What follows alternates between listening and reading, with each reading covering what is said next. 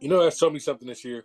It's Kawhi Leonard. I know I call him out all the time because I'm starting to see all these. No, because the thing is, I mean, physically healthy. So Wait a minute, he's playing? Well, I thought he retired. Might as well. That's next week. I thought I saw him walking down. I thought I saw him walking down Falkenberg. He retired his jersey in Toronto. That's Isn't what that you him heard. walking down Falkenberg? He'll go down swinging the golf club, maybe. Yeah, probably. Yeah. Who needs to say something? Good one, Mike.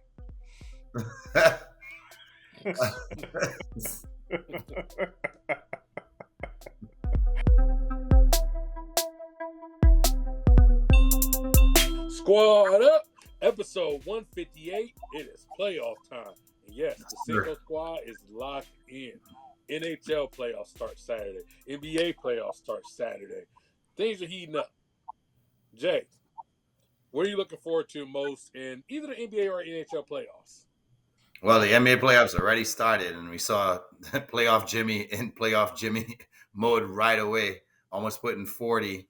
I tell you what, man, if Ja didn't go down in that game, I don't know if they would have closed it out. But how can you not be looking forward to Ant-Man versus Luka and LeBron? I mean, the NBA, I think, got the matchup they wanted in the first round, which is who's really going to be the face of the league. And it's almost like advantage Luka right now because he went to the finals last year. So, Ant's on the side there, just like, I got to get this one. Like, we have to put these guys out in the first round. Don't know if they can because they've been very inconsistent, but I'm loving that matchup in the first round. Mike, what are you looking forward to in the playoffs? NBA or NHL? Yeah, so most of my attention is most likely going to be on the NHL playoffs. It's my second favorite sport behind baseball is hockey. I'm excited to see whether this Oilers team can actually finally get over the hump and finally achieve what they somewhat nearly did last year. And if Connor McDavid can finally win a Stanley Cup, because he's starting to be in that conversation of, is he going to be the greatest or at least one of the greatest players to never win a cup? So that's going to be super interesting to me to see kind of how that West shakes out. John, what about you? Blah, blah, blah, blah, blah. Connor McDavid. You know who it's about this season. It's about the Bolts, baby. Let's go. Let's go, Bolts. Going for our fourth one. Let's get it. Let's go, Bolts. It's Bolts season. Hell yeah. I thought you're a Red Wings fan. I am, but they're taking hiatus from the playoffs over the last 10 years. So, I got to pick up another team at some point. So, it's true. Go Bolts. Playing the Panthers in the first round. Tired of hearing about McDavid. Tired of hearing about Austin Matthews. Maple Leafs are going to choke like they normally do. Who are they playing? I think the Canadians in the first round. But, whoever they play, they're probably going to choke in the second round. I'm looking forward to the NHL playoffs. NHL playoffs, the best playoffs in sports, hands down, no questions asked. NBA is good once you get to the finals over the last maybe 5 or 6 years, but nothing's really been. Actually, the playing games are more exciting than the actual playoff games. It seems like lately. So, in the East Coast, that is. But I'm looking forward to the NHL playoffs. NBA, my Miami Heat. I feel like they give me false hope all the time. Like, I feel like this will be a year they'll be in the NBA final for some odd fucking reason. They'll just be there, and it's like, what the fuck are you doing there? Like, get out. Like, leave. Leave this now. And then they get swept by the Lakers in 4. Never. Shit happens. Look at 2020. I didn't even expect that from them. And it came out of fucking nowhere. Just one. But that was an odd year in general. I know it was an odd year, but it's still like, I did not expect that. No one did. So going into that season, but NHL playoffs is up and roaring on the 19th. So make sure you guys tune in. It's going to be a wild ride, as it usually is. Mm-hmm. Okay, so what we're looking forward to is the real playoffs, the NBA playoffs. We're not going to insult the NBA. That's first off.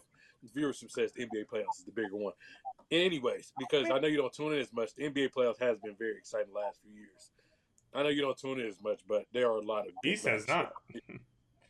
The East has had good matchups. And remember, last year when Boston went through, every Boston versus Indiana game came down to the last 5 minutes. in every Yep. Boston Indiana game. Even though they swept them, it was all close games to get there.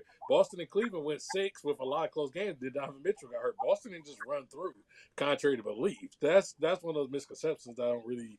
And the like, poor because Knicks, man. The Knicks just kept losing players. If not, the Knicks could have been playing. Yeah, remember the Knicks had like 2 overtime games in the Sixers series, but everybody started getting hurt and they still were going overtime.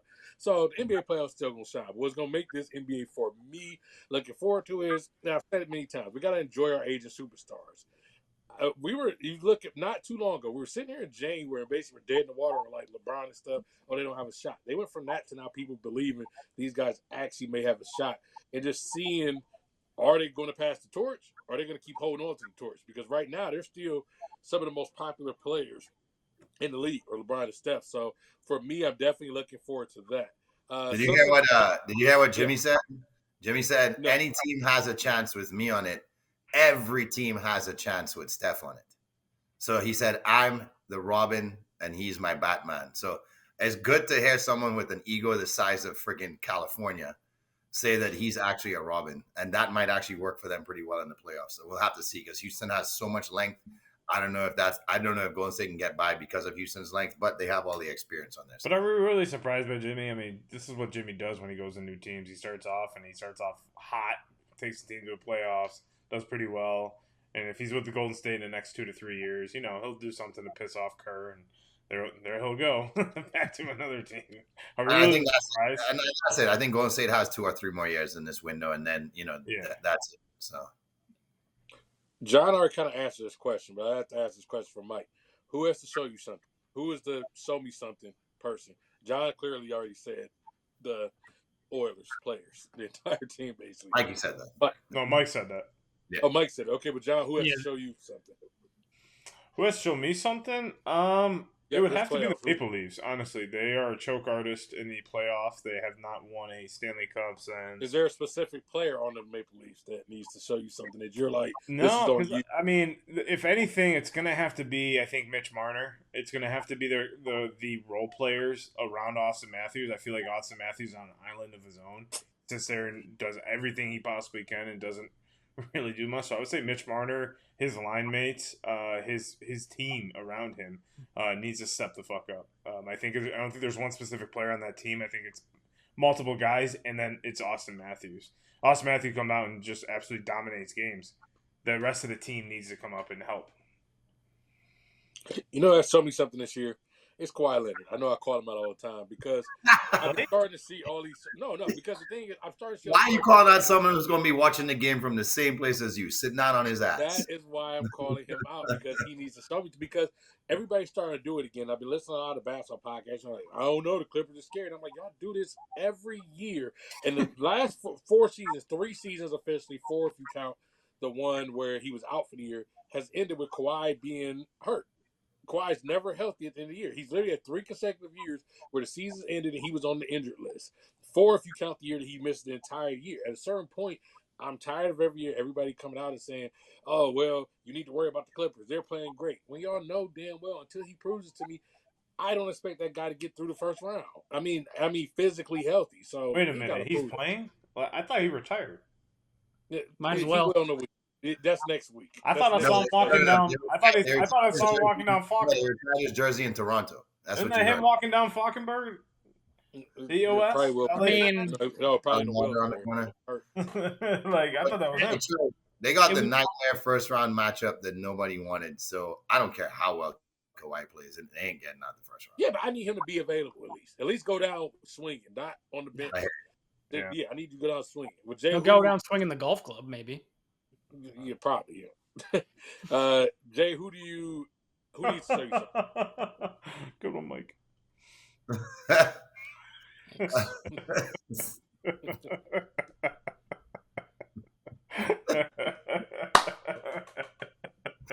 Oh my goodness, man.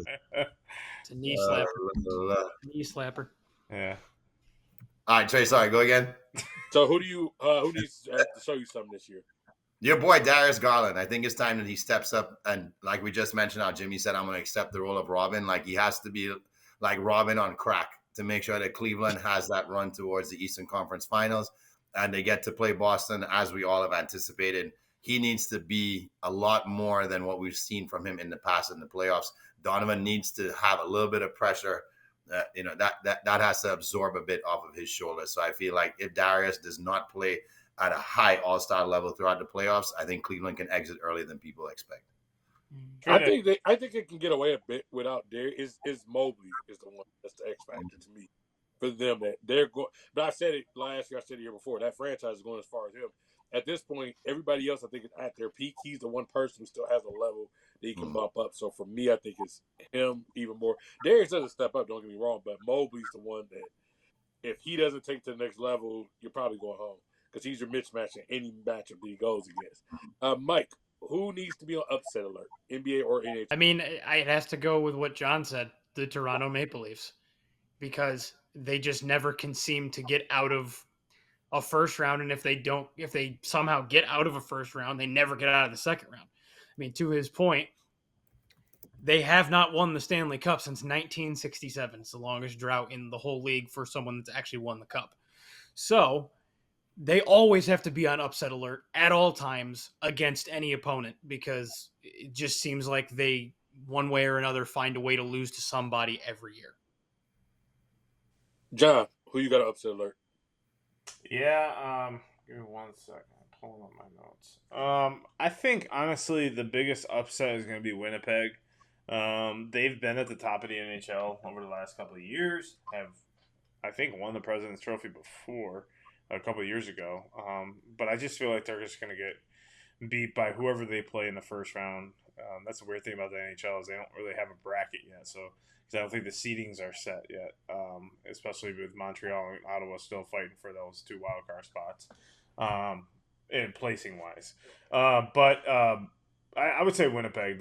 They're a team that, the energy in that stadium is unreal. Like Jamie said a few years ago, it's unreal in there, but it just seems like they can't get over the hump. I don't really know who's on the team that can really outmatch, but I feel like they're on upset alert right now just because they have that President's Trophy on the monkey on their back. Mm-hmm. Mike knows about that. Yeah, so like to me, it's how could that be like they shouldn't even be on upset alert. It's almost like, can you now take that monkey off your back? Because it's the expectation that they're going to lose based on what's happened in the last 5, 6, 7 years, right? Yeah, it hasn't worked out. It never does. It sucked with President's Trophy winner. Yep. Yeah, it does. Really does. Yeah, it sucks, right, Mikey? Really does. I mean, shit, the Lightning got swept in the first round by the fucking Blue Jays. Yeah, who might make the playoffs this year, which is kind of interesting. Pretty wild. Yeah. Jay, quick question. It would have to play Give Toronto. me the top 3.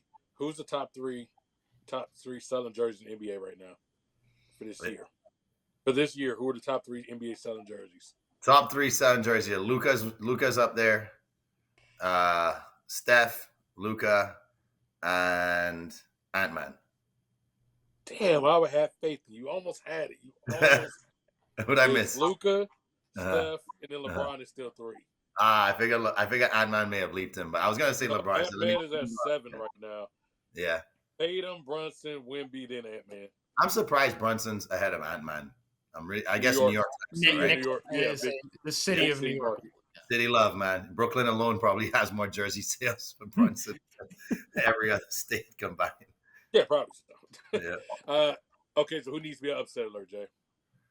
Honestly, Houston Rockets. They're going in there with Van Vliet and Dylan Brooks as their only legitimate starters with any legit playoff experience. Yeah, Steven Adams and Jeff Green and a couple of your wily veterans in there. But, they're like I just said, Jeff Green, so no pun intended, they're green. And, yeah, they have a great coach, but he himself hasn't made many deep runs in the playoffs. And on the other side, you have guys who just know how to play at this point in the season. They will get under the young players' skin. I can see them sort of pushing them to the edge. I can see this being an edgy series. A couple of techs here and there might sway a game that should go Houston's way. So it's hard to say, how do you say that, upset alert Golden State? Because Golden State is oddly still kind of like the standard in the West. But they're the 7 seed. They have to play in a playing game for the sake of Houston being a 2 seed. Houston, you better watch out. Here comes playoff Jimmy and the chef, boy. A lot of people put them on upset alert. I'm worried about the New York Knicks. Detroit is a hard-pressing team. And that was John's prediction. Huh? Kudos, John. That was your prediction. Yeah, John said it a few weeks ago. To make sure, and that's why we tell locking in. John said this maybe 5 weeks ago. It was like, yeah, this has been like a month ago. John already called that. This was going to be the series. This was going to be the upset. Because the thing is, what do we talk about this? He puts miles on people. Now you're about to go in there with all this mileage on you, and now you got to go play this very physical team who seems not to be scared of you and would love to fight. Like the Knicks are always down or the Pistons are always down to fight. So I could see it, especially if Cade takes it to the next level, because I know they're trying to throw bridges at Cade, but I think Cade can get past them. You're not gonna if they get the switches or brunches on him, man, he's in damn trouble if he gets to that. I know Ivy's starting to do basketball activities again. I don't know if he'll be back maybe later in the series if they get fortunate. So I would say the Pistons possibly upsetting the Knicks. That's where I would look at as a possible upset. John, what was your question for me about the Lakers? Yeah, no, I wanted to see what your thought was on the route to the NBA Finals. I mean, you got a tough matchup against the Wolves. Who's going to have to be? I was going to ask you who your X factor is on the Lakers. That's going to have to step up big. Okay, that's what I thought you were going to ask. This brings me to my next question. Who do we have, and this is each one of the four of us, going to the NBA Finals? Well, this is the path to NBA Finals. This team is going to play that team in the NBA Finals, which is why I'm wearing Lakers and Cavs today. Yeah, I have a Cavaliers hat on. Oh, I couldn't see that. I couldn't. Yes, the Cavs are Look going like a soccer hat, to be honest with you. But I was like, why are you wearing soccer? You're changing on us. Inter Miami will be watching Soccers. No, you know me. I'm a big soccer fan. So I got Lakers playing Cavs. How the Lakers specifically are going to do that path? They'll be okay with the Wolves. I got Lakers in 5.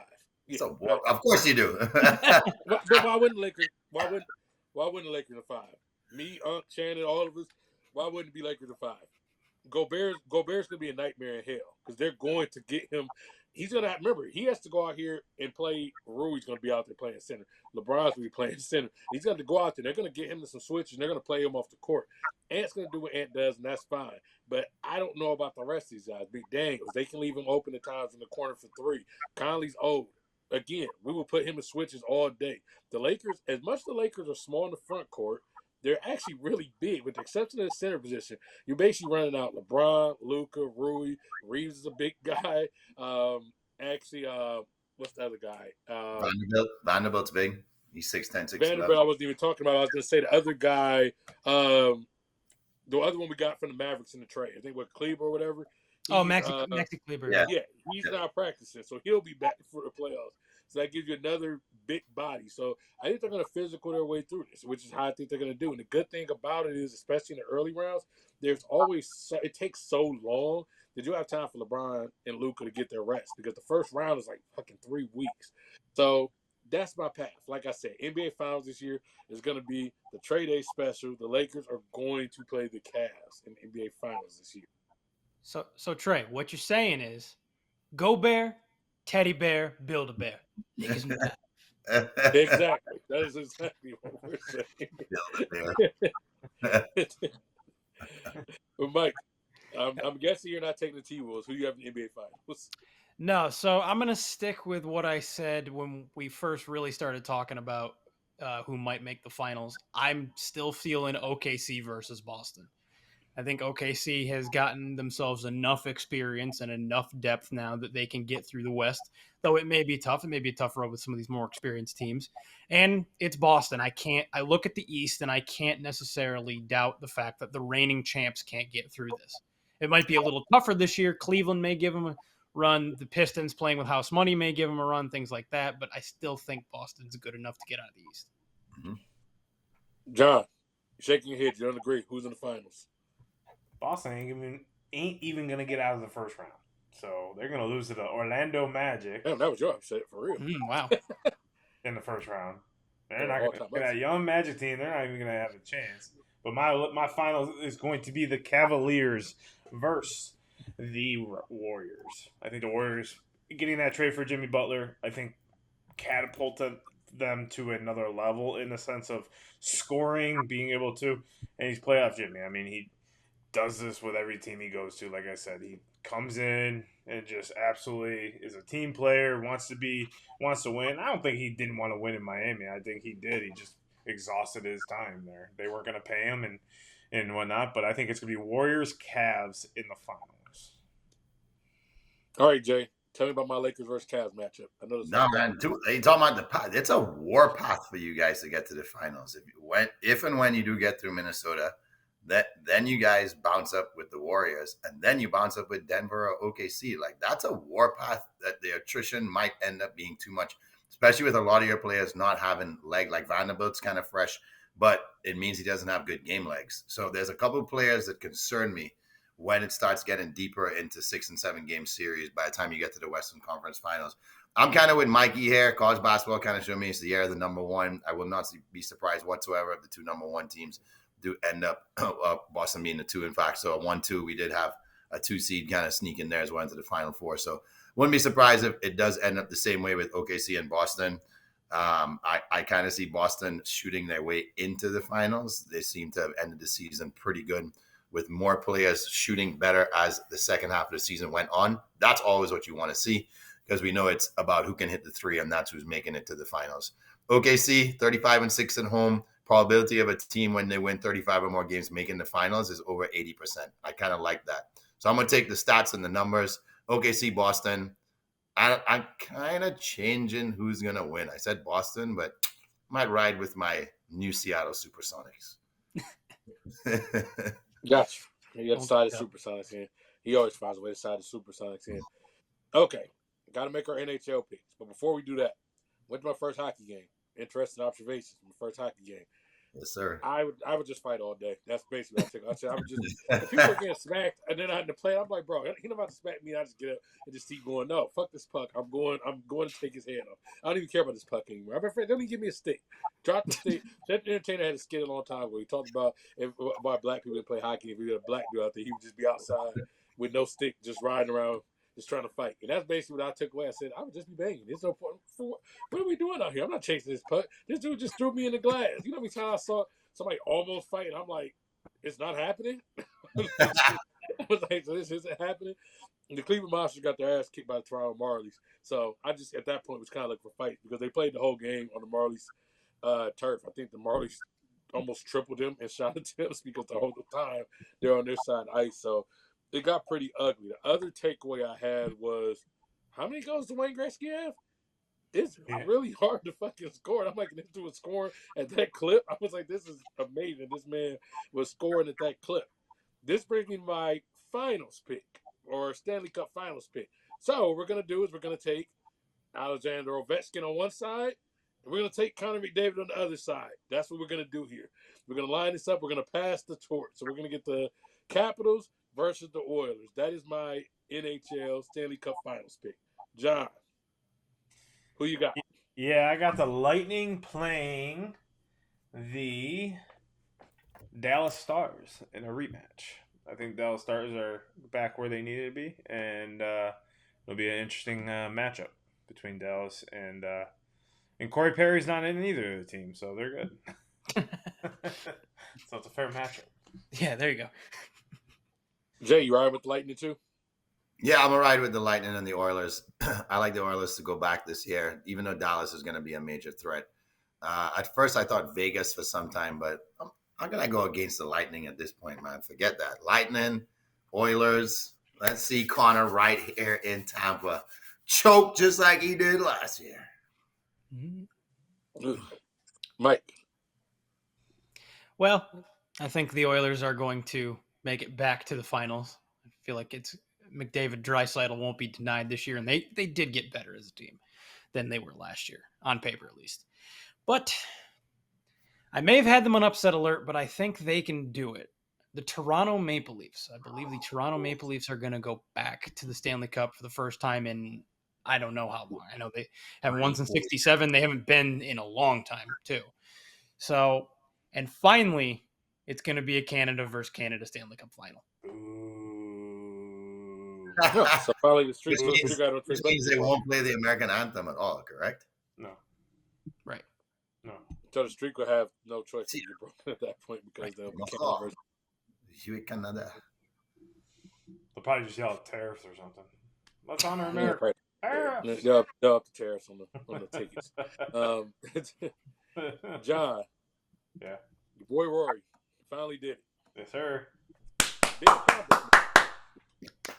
Big accomplishment. He almost lost it, and then he almost didn't lose it. Fuck yeah, I was on the edge of my fucking seat watching him putt that. And all I said, you know what I said right before we were at our master's party, I was sitting next to the one guy, Matt, and I said to him, man, that's the same length he had at the U.S. Open.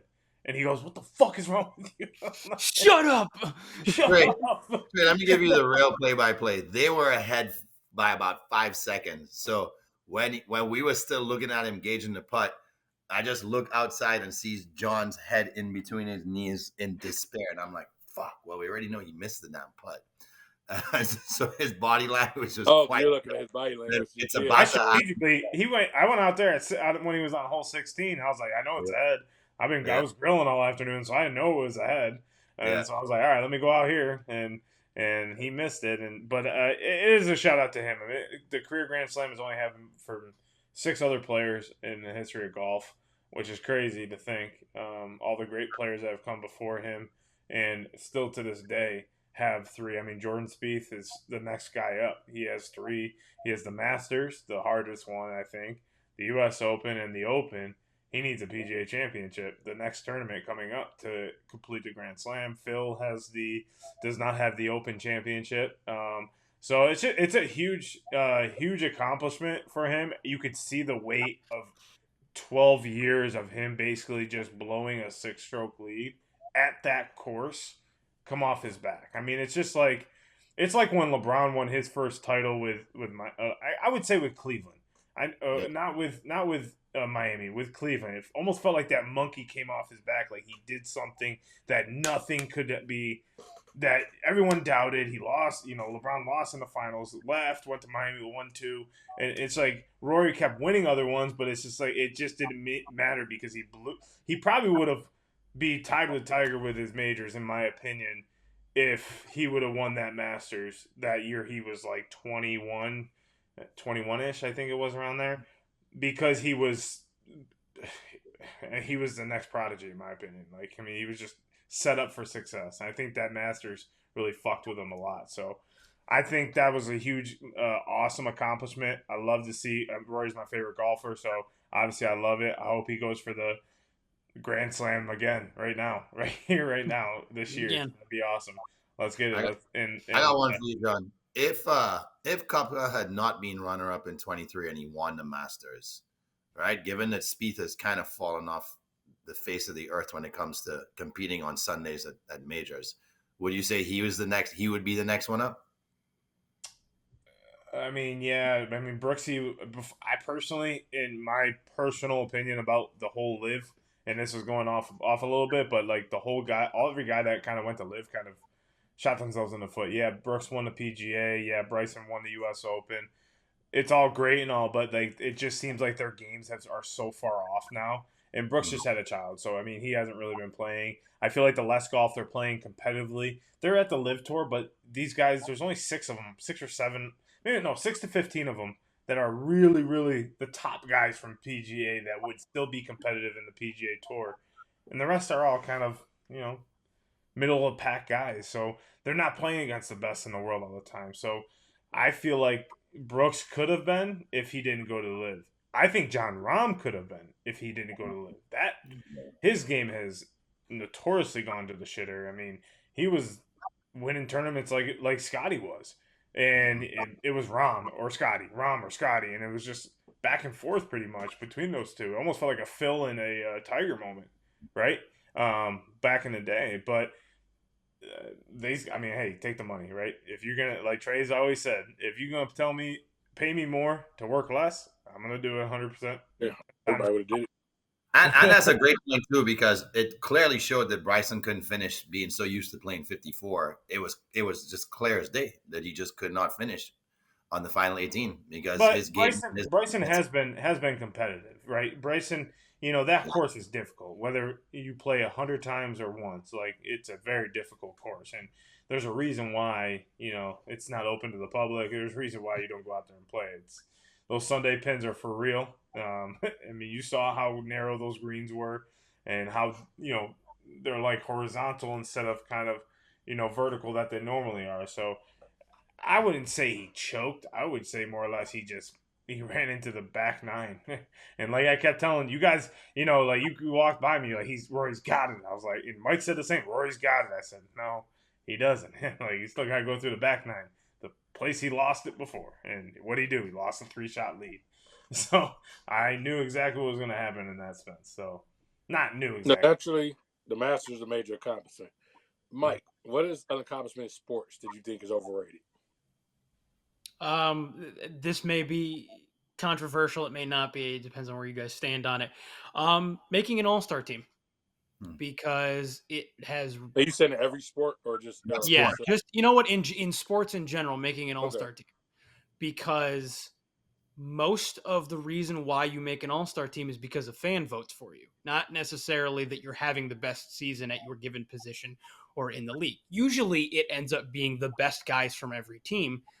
But you can make an all-star team so long as your team's fans vote for you enough in most sports. I mean, we saw it in the NHL a few years ago. John Scott, who was notoriously a fourth-line enforcer that never even played like a majority of that season in the NHL. He was in the AHL when he was voted into the all-star team. But he made the all-star game, and the league had no choice but to let him play because he was one of the top vote getters, even though he was not one of the most skilled players and was not by far having one of the best seasons.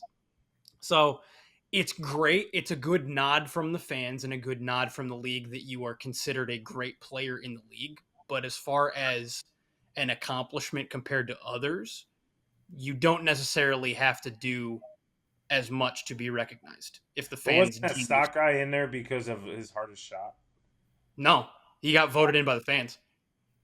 Yeah, I mean, I think that's a one-off, though. I don't think it. I think what Trey said. I mean, like it's normally the best players in the league, and it's normally who you want there. And I think a lot of the times, like in baseball, I think it's half fans, half MLB writers. I think it is.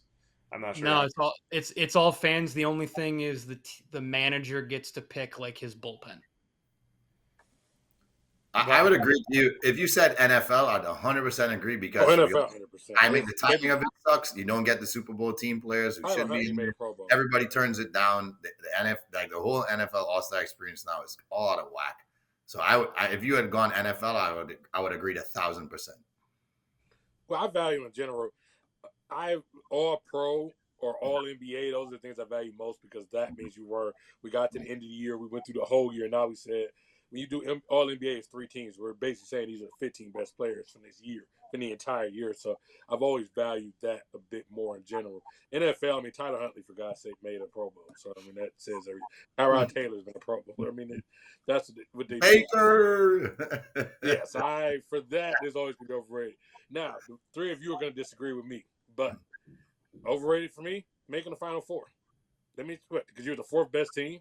I'm supposed to come here and kiss your ass. Well, actually, no, John may not disagree because John, when everybody's always like, you have to win or else. But to me, I hate that we go. It's one thing if you're George Mason, you make a Final Four. Okay, that's an accomplishment. But if you're Kentucky, you got that many things in the rafter. But what are we up here sticking our chest out for a Final Four? If you're Kentucky or you're Carolina or something like that, you should be sticking your chest out for 4. And what other sport are we out here giving people props for 4th? If Rory would have finished 4th, we wouldn't be talking about, well, it's great he finished 4th in the Masters. He finished 4th in the Super Bowl or 4th in the NFL. We're not like stick his chest out. We only put 3 people on the podium in the Olympics. And even then, sometimes they shit on the person who made bronze. But in NCAA, we're like hanging banners because you finished 4th in a single elimination tournament.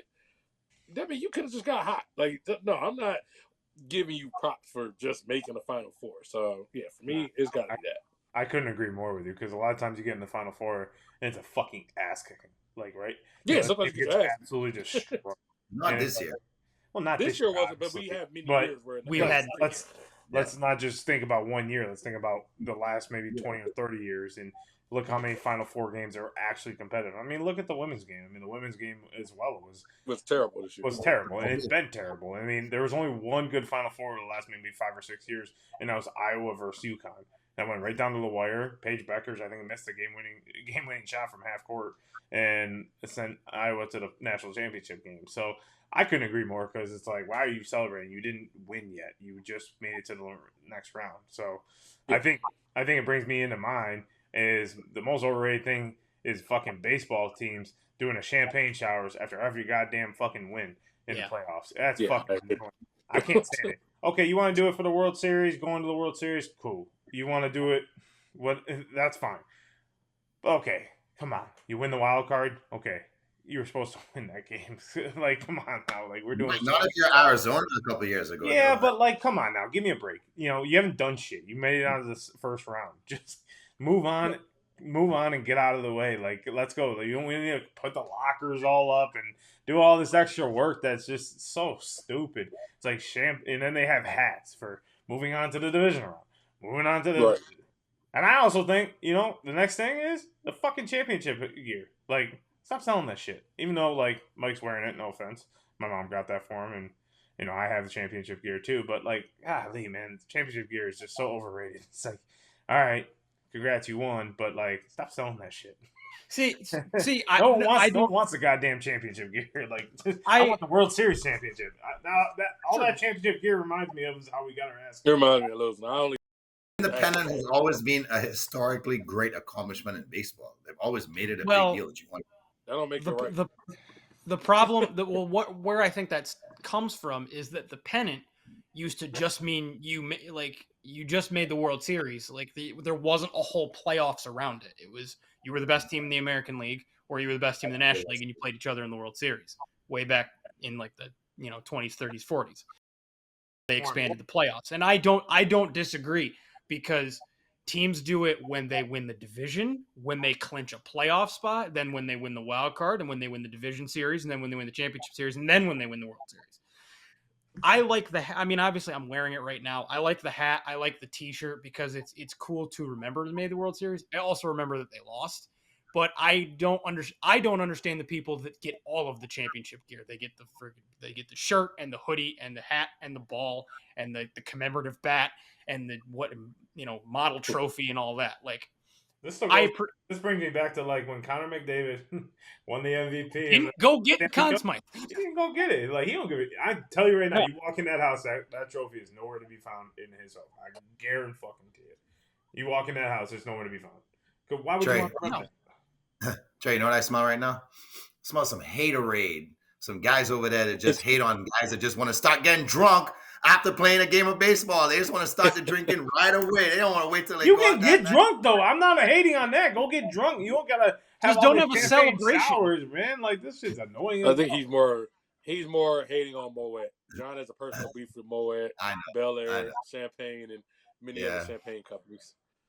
Man, no, So Jay, I had some of the Eagles' first Super Bowl win, so that's my brain. Mine might be a little controversial. I actually went in the Naismith College Basketball Player of the Year, and here's why. Let me give you the list of guys who won since 2010. Okay? With the exception of Anthony Davis in 2012, Evan Turner, Jimmy Fredette, Trey Burke, Doug McDermott, Frank Kaminsky, Buddy Hield, Frank Mason III, Brunson, we give Brunson a pass, Zion, Obi Toppin, Luka Garza, Oscar Shibwe, Zach Edey twice, and now the prodigal son, Cooper Flagg, now has to prove himself. That's one NBA All-Star since 2010 who's won the Naismith College Player of the Year. Who's been NBA All-Star? Huh? You said NBA All-Star? Yeah, meaning it doesn't translate. So it's overrated that you say this guy's the best player in college basketball, hands down, above everybody else, which means it should translate, but it doesn't. So it's overrated in the sense that you would think that this guy's going to make the jump to the next level and be special. But I just see it as an overrated award because Zach Edey was not the best player when he won it the previous year. Neither was Oscar Shibwe. They just got a lot of freaking rebounds because they have good timing, but they weren't hands down the best player in college basketball. So I feel like it's become an overrated award where the right person hasn't won it numerous times over the past 15 years. And it's overrated is how it translates to the next level. Well, I guess then we can all agree on the NFL MVP award then. Yeah. It's really just the NFL quarterback award. Who's the best quarterback in the NFL? And even then, it might not necessarily. TJ Watt would probably have two or three. Fucking Micah Parsons probably have a couple. There'd be a lot of defense. Derrick Henry should have 3 or 4. Derrick Henry should have won it. Saquon probably should have this year. And at the end of the day, it's a quarterback, right? NFL quarterback MVP. So it is what it is. I mean, I get what you're saying about the Naismith, but if you're just going to solely go off of if you're going to go solely off of the NBA, that's not fair either. Because it's like they were maybe the best. Like Jimmer Fredette, like tore it up in college basketball that year. I mean, what's his name? In a subpar conference. It's the same when we talk about, right? It's like, why are you going to reward someone for playing subpar He competition? still tore it up in the tourney too. Oh, he tore it up that year. I like Yeah, he did his oh. thing. Yeah. He still fucking killed it. Like, I mean, if we're just going off of that, I mean, okay, we're going off the tourney. He killed it in the tourney. So I just say, like, if you're going off of NBA only, it's like you can't predict that. Like, you hope to, but you can't. Now I mean, that it's well, like, to an extent, you can predict that because most of the guys he named were not projected lottery picks. no, Luka not Garza was never And you think a lot of times the NBA MVP does go on to win the championship many a times as well. 2 of those guys in the last 15 years won the championship. Brunson and But Anthony. I don't know if the translation thing is also necessarily fair because a lot of those you're still looking at the difference between what a good college basketball player as far as stylistically is looked at versus what a good NBA player is looked at. No, Luka Garza was not a projected lottery pick, but the reason why Luka Garza wasn't a projected lottery pick was because at the time, especially, he couldn't shoot. But in college basketball, he didn't necessarily need to. In the NBA, he did. So stylistically, it's gotten a lot closer now. But back when some of these guys won, Frank Mason was a smaller NBA guard. But in college basketball, he's matching up against more guys that are similar size to him and similar style to him. So I don't know, because you could say to a lesser extent for sure, but you could say the same thing. This is kind of about the Heisman. The Heisman Trophy winners traditionally are not bad NFL players, but they're not the best at their position. In a lot they of might cases. be the best for most of those guys in the league. A lot of the guys Jay named got guys who are playing over in China in like a year or two. Hey, But Melo the won hard it. part here is the NBA. Fair enough. You know what, Mike? I choose the curling world championships because anybody could pick up a fucking broom and sweep the ice. You know, So like I said, the curling world champions. Okay, I dare you to go try to win a gold medal in curling. I'll be right there for St. Lucia. Good. Okay, good. Is Like that the new cool running? You like the Jamaican bobsled? Yeah, is that the new cool running? I'll call my cousins right now. The Peterkin boys at the Olympics. Where we got ice, man. You're out the curling. Go. We're on the sand, Jamie. Feels like it. I don't even see the speedo. Mike, Yeah. we just talked about a lot of history. There was some history you said you had in regards to the NHL. What was on your mind? This one in particular is a bit of a personal pain to say for me, but it is the truth. And that is that for the first time in NHL history, all 4 of the American-based original 6 teams did not make the playoffs.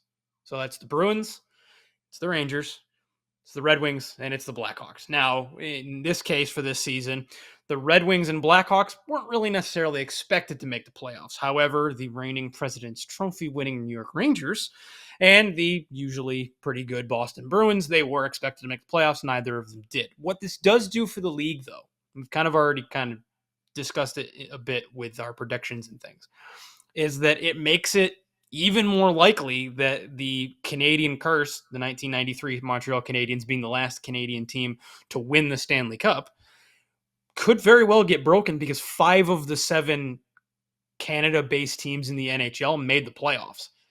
There's 3 of them in the East and 2 of them in the West. So there's a decent chance that, as I have predicted, 2 Canadian teams could meet in the Stanley Cup final. And so What's that we're going back in history, like you just said. We're going back. Talk about a little bit of history. Jay, there was something you brought up, a new game, something about a time warp. If you can kind of explain for the folks what we're doing here. We're going to do one round of it today. Maybe we'll do some more as the playoffs goes on. But Jay, can you give us a little bit of an explanation? Yeah, so there's always that debate, like amongst the generation or amongst the time or whatever it was, the games evolved. Let's take, we could take those things into consideration, but let's just consider this team from this era or this year.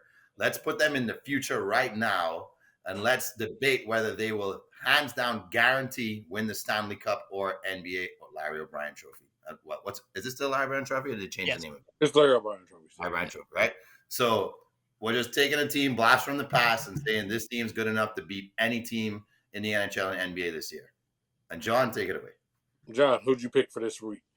Yeah, I picked. I'm not gonna go with the obvious, but I'm gonna go with the '98 Red Wings champions.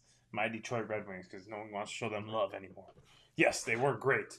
And they had 5 guys over 50 points. So that team was pretty stacked. But so would this 98 team stack up against what we have now in the NHL? Mike, Yeah. with it.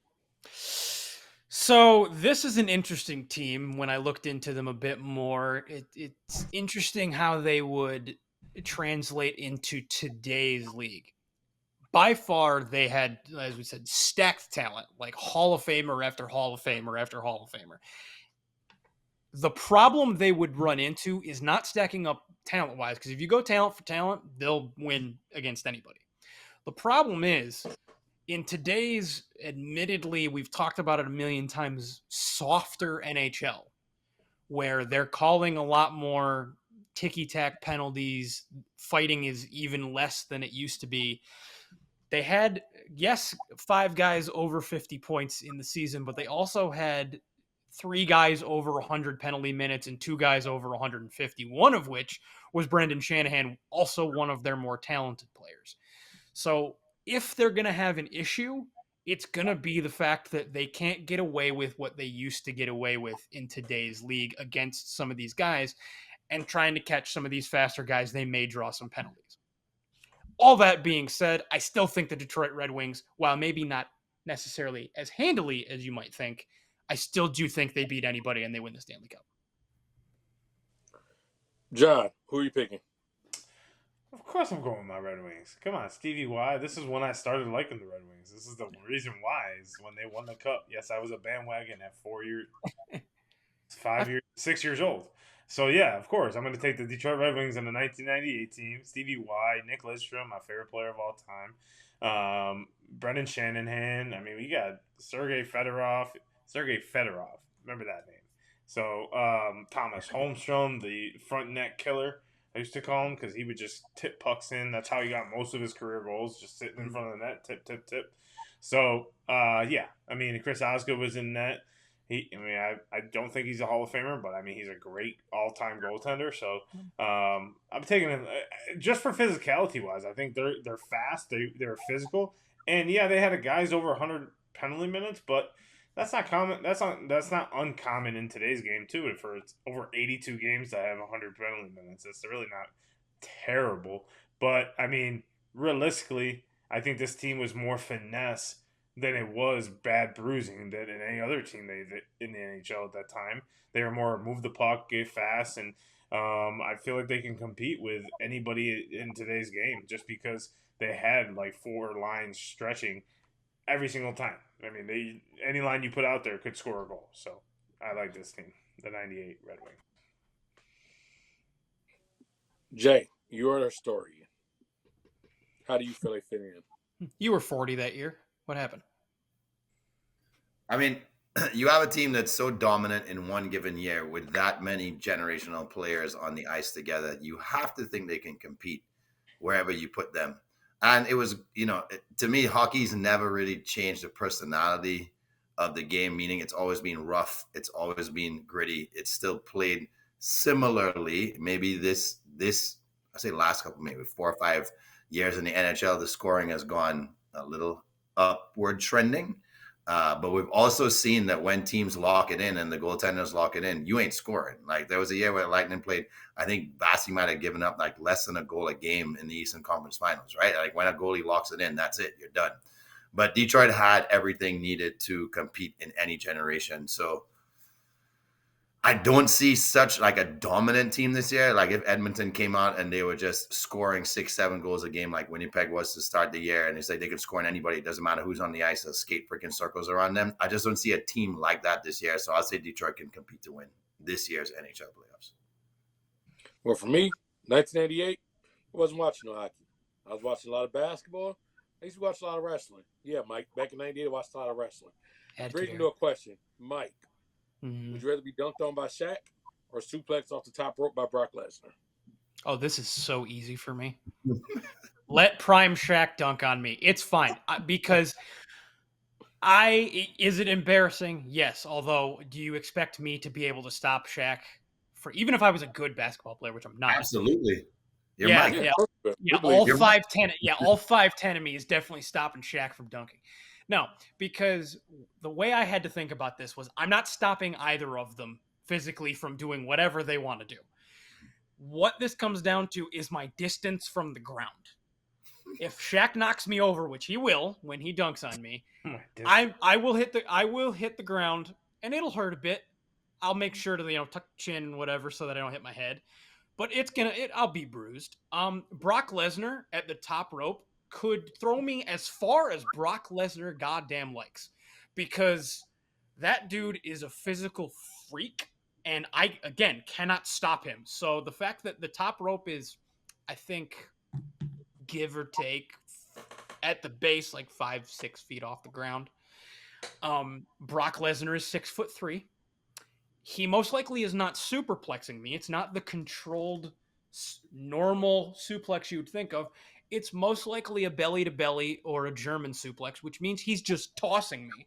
So I'm probably getting 10, 12 feet in the air, and then I'm hitting the ground. No, that could kill me. If I land wrong, which, again, I'm not a pro wrestler, so I don't know how to land on that, it could kill me. So, no, Shaq can, posterize me, and that's fine. I'm not letting Brock touch me on the top rope. I'd love it if Brock Lesnar busted through the door right now and just. Oh, he probably would. The dude's a psycho. I'd also be wondering why Brock Lesnar's in my apartment. So. Yeah, why exactly. Brock Lesnar in your apartment? John, which L are you taking?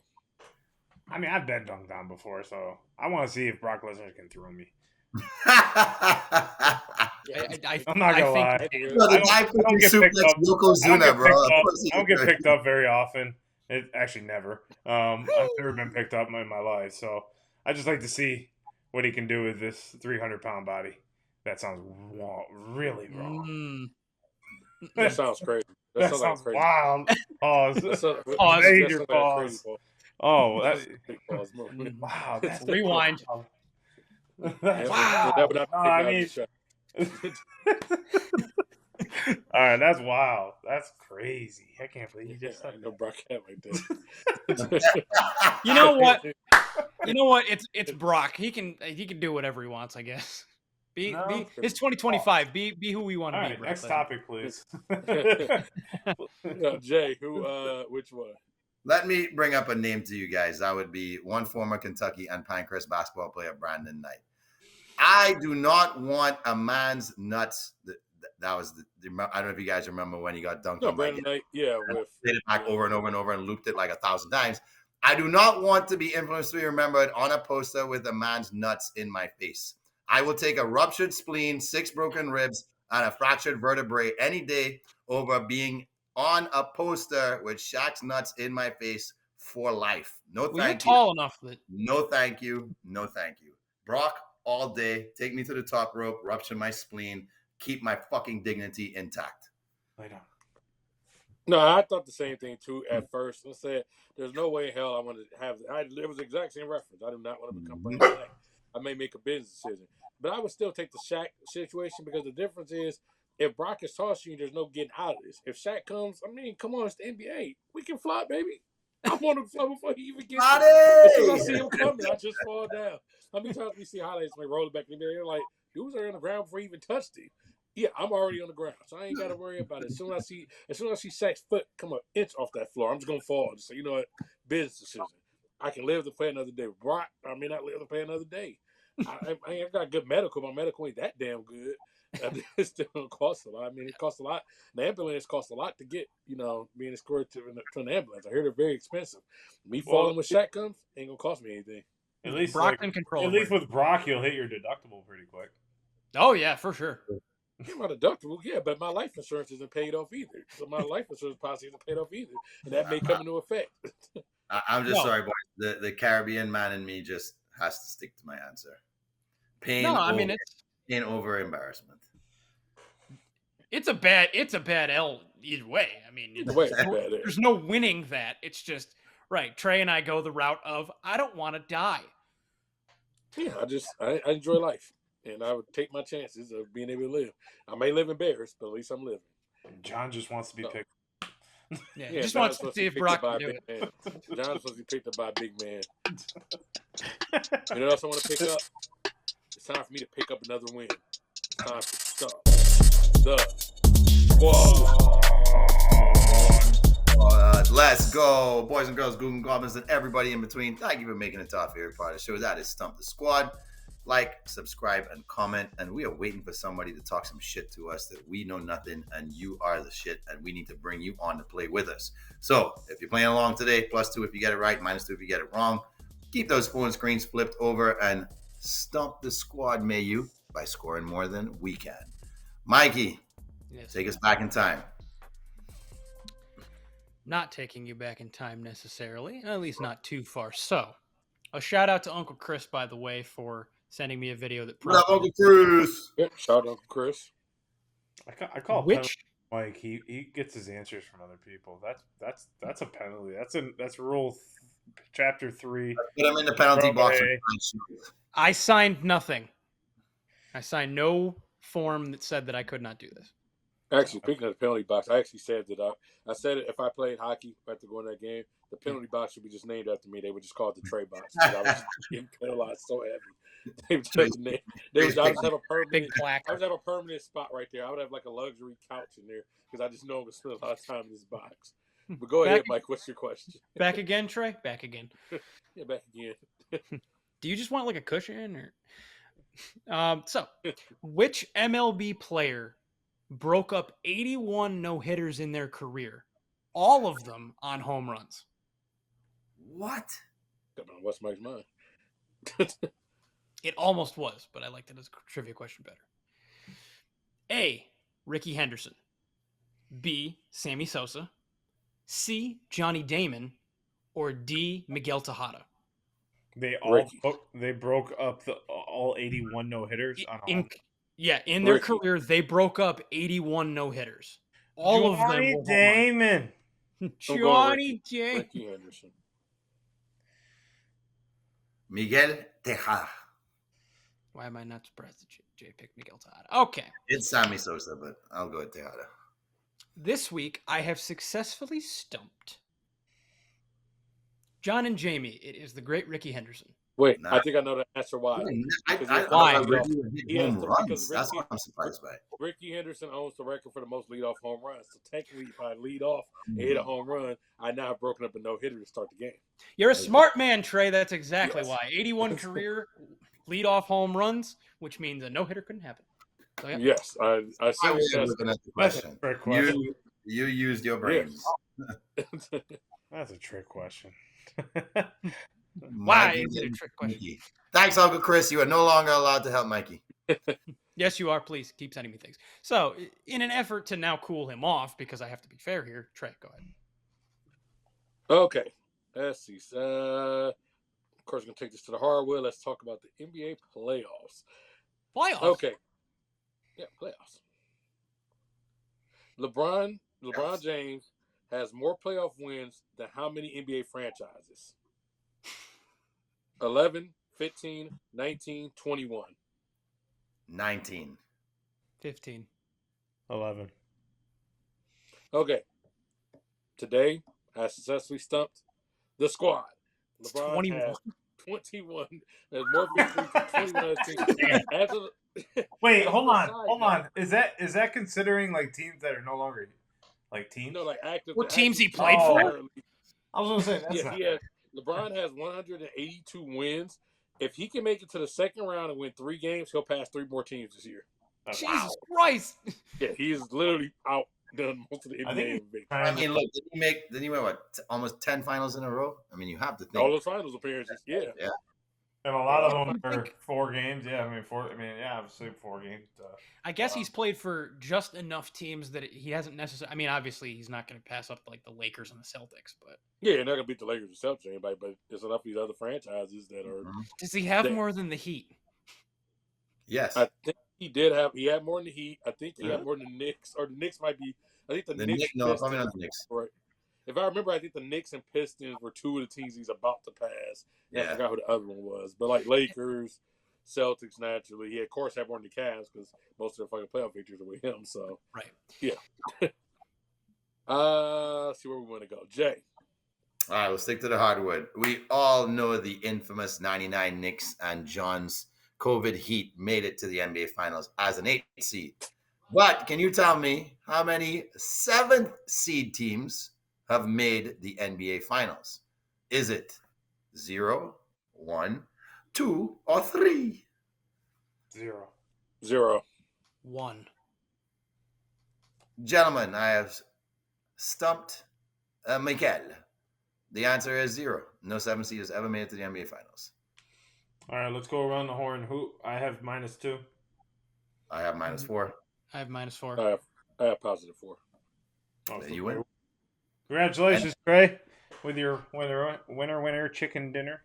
John, we still want to hear your question. We still want your question. Yeah, please. Yeah. All right, so the Triple Gold Club, which I think Mike knows, it's the IIHF, the International Ice Hockey Federation, has an exclusive club.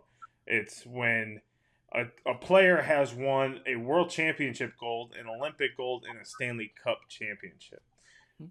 How many players have done that in the NHL history? Is it 30? No, I'm sorry, 20, 25, 30, or 35?